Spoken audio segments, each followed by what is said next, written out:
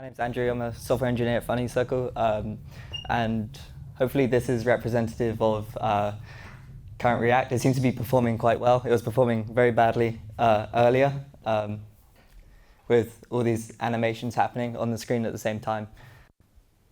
So I'm going to get right into what my talk is about.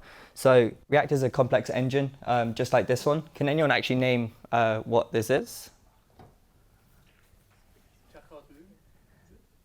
It's the difference engine, which is inside of the London Science Museum. I thought it would be the closest thing, which is representative to the differencing algorithm inside of React. So the inventor of this machine actually invented a couple of things inside of his career, I guess, and one of them, much weirder than the others, is something called the cow catcher. I had no idea that was the name for it, but what I thought it was more of a cow pusher awayer, but I have no idea. So can everyone raise a hand who currently uses React at the moment? Or okay, yeah. I would have gotten really awkward if there was about 2 people and I've had to explain everything in React. Yeah, so this talk's hopefully about how React works under the hood and how you can get better at understanding your software that you use and be able to be confidently use the APIs that that software provides to you without, let's say, realizing something's happened and you don't know why. Some side effect happened. For example, like I'm sure everyone in this room's run like a set state and it didn't update when you wanted it to, just because all the quirks in React having set state, and set state can run in so many different ways in React right now. Before the asynchronous fiber comes out, it can run synchronously, it can run asynchronously, it can run in a bunch of ways. So I think it's just super important to stay engaged with the community, which you work in, and I think issues are a really good way of doing that. React is really good at maintaining what they're working on and what they're going to be releasing. It's how I found out a lot about this talk and how it works under the hood. Yeah, so over the last couple of years, React Fiber has been like released, and it's released a lot of issues. For example, one of them was React Umbrella. I don't know if anyone's heard about that. One of the more recent one is React Flare, which is more focused on user events and how React can get better at handling those. I think like every now and then you should just go ahead and look at the issues page on React and maybe search some cool things which you'd like to use. For example, async mode, concurrent, create root, and all those things that are being released. So you can go through all the issues, but you might get to something like this, which I don't think is the worst thing. It makes it super hard to understand. I had to try and research React in a couple of weeks after going on holiday, and it's not easy. There are a lot of talks out there, but a lot of them are outdated, and React keeps evolving like every single day. You get into a state like this, but I don't think it's the worst thing if you keep the understanding and be able to bring that back to your team or your code base which you're working on. So 60 frames per second is considered smooth, I guess, and that's something we want to constantly achieve while working on the web. So 60 frames per second approximately outputs about 16.6667 milliseconds, which you have time to do between frame updates. I'm sure a lot of you have seen a slide very similar to this before, but I thought I'd just reiterate right before I go into the main points. So I said React Fiber, but what does that mean? It's kind of split up into many parts. I found this on Twitter from Andrew Clark, one of the main contributors to the React core team. So time slicing is what we're going to be focusing on today. Basically what it is rendering. It makes rendering non-blocking. It runs rendering in the background. That's not including committing, but there is some explanation I'll do between the difference between rendering and committing. So React Fiber can also yield to the browser. Currently, React Fiber is behind a bunch of flags and can only run in synchronous mode, which means you cannot yield to the browser between renders. Yielding is basically telling the browser, hey, I'll let you do some work in between me doing work and then I'll pick it up later. So another benefit of concurrent React is also priority-based scheduling, which is,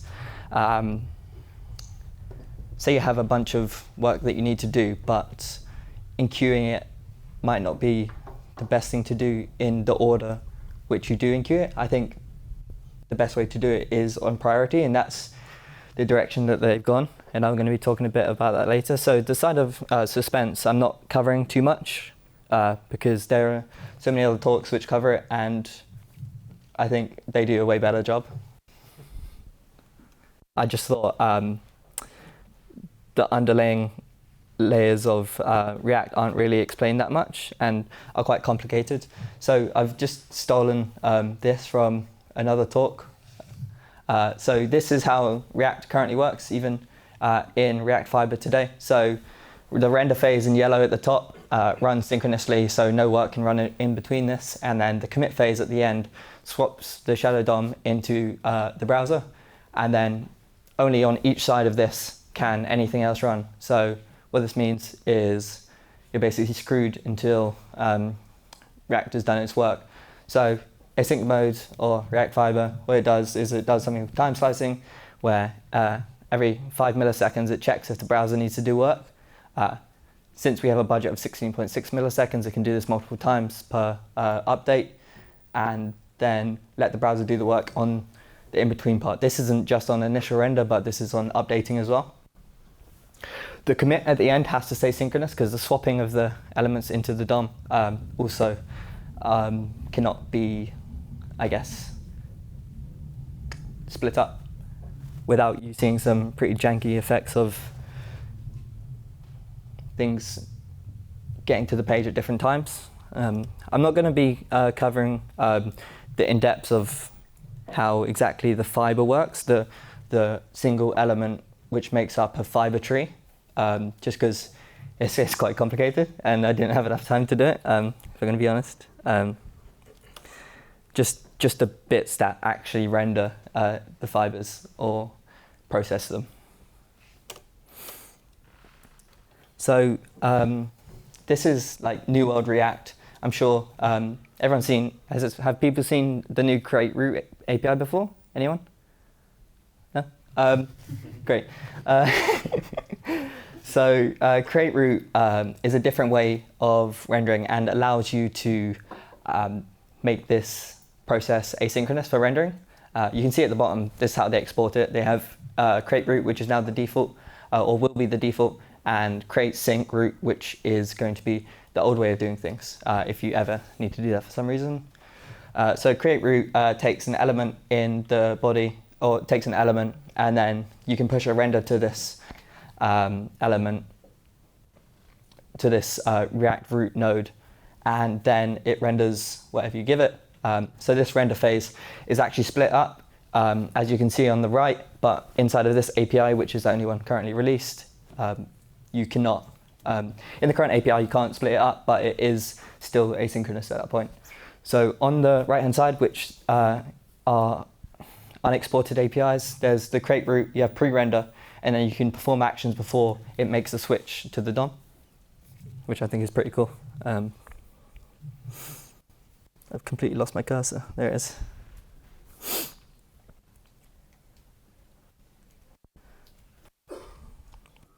So I think I might have skipped one. I didn't. So the scheduler, which makes all of this happen and reorders tasks, is also asynchronous. It is the thing that runs the task every 5 milliseconds yielding. So there are a couple ways that React decided to do this initially. They looked at request idle callback. Unfortunately, well, I'll explain what it does first. It basically tells the browser with an event when the browser isn't doing very much, and it's able to basically yield back to your web application it also provides you when it expects the next unit of work to happen. So it gives you a time allotted where you can perform that work. Request animation frame was something that was implemented until about last week. Basically, it's not really fit for purpose. It's mostly made to process animations, obviously. And then eventually what was decided was yielding. So as I described before, what it does is when scheduling, it checks if the browser needs to do any work. Well, it just yields to the browser, and the browser will do work, otherwise it will do work. So it doesn't specifically ask.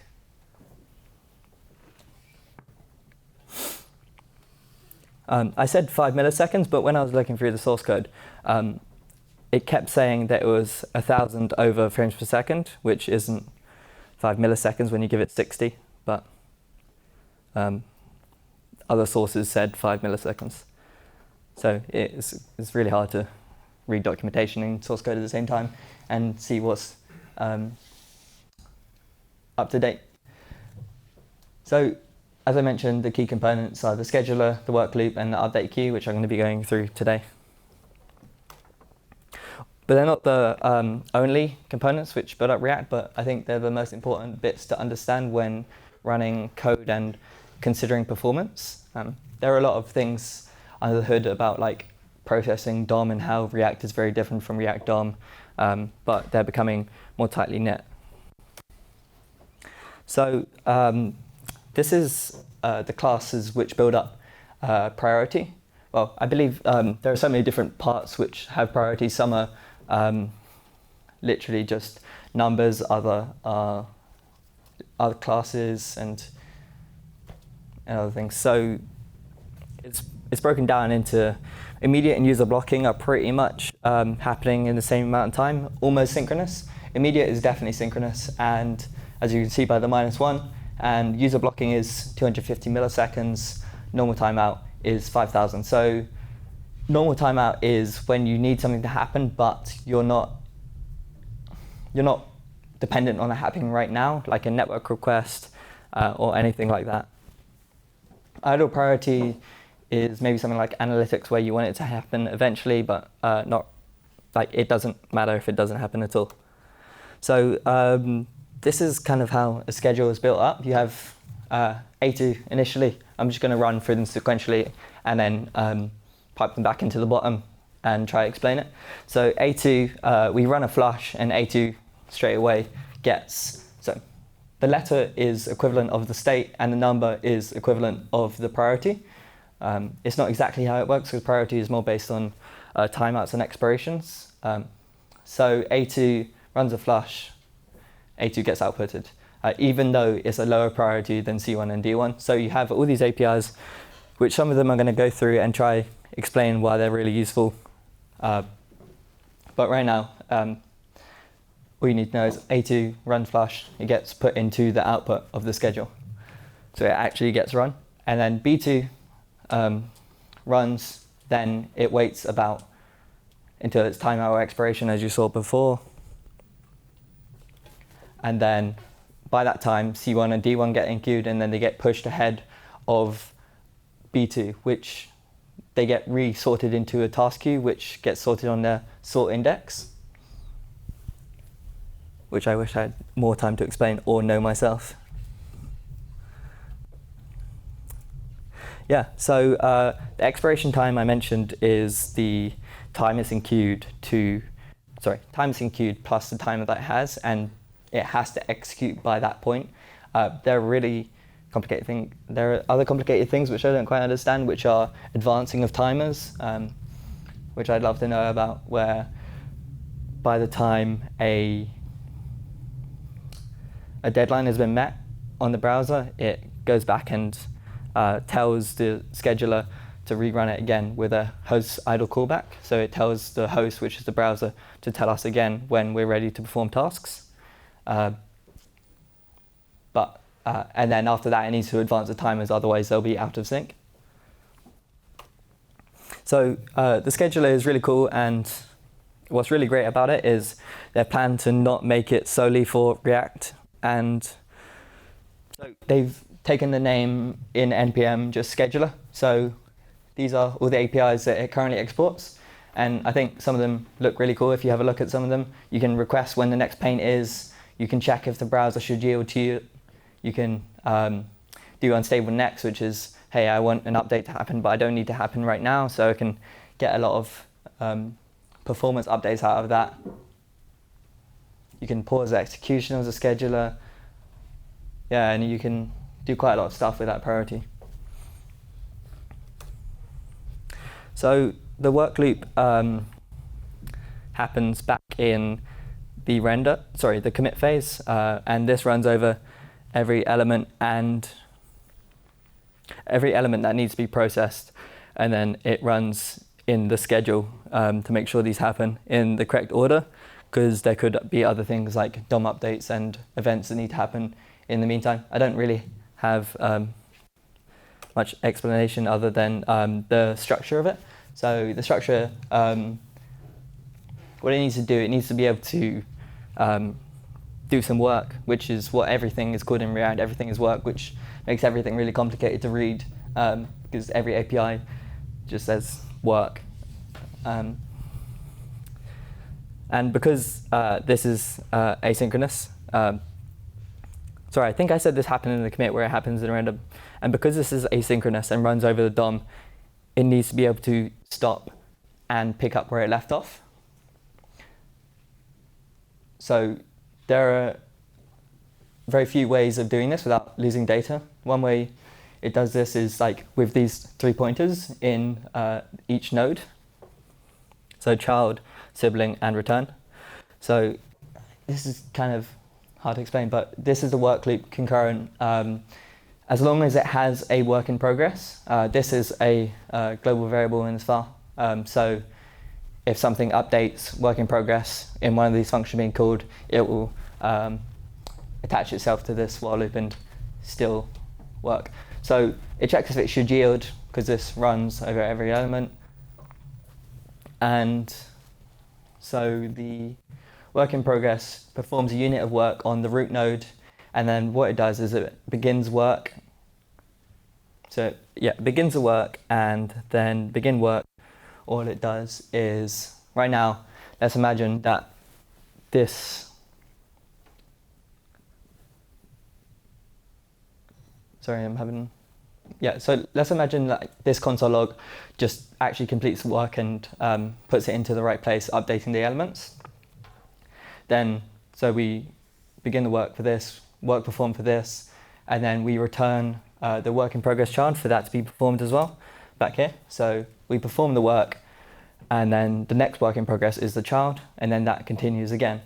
So until it does not have a child anymore, it goes, once it doesn't have a child, so next is equal to null, what it does is it continues into complete unit of work, and this is where the data structure allows it to be able to process siblings without using a tree, because the tree means you will go down one path and then lose that other half of the tree if it stops working at that point once the deadline is met.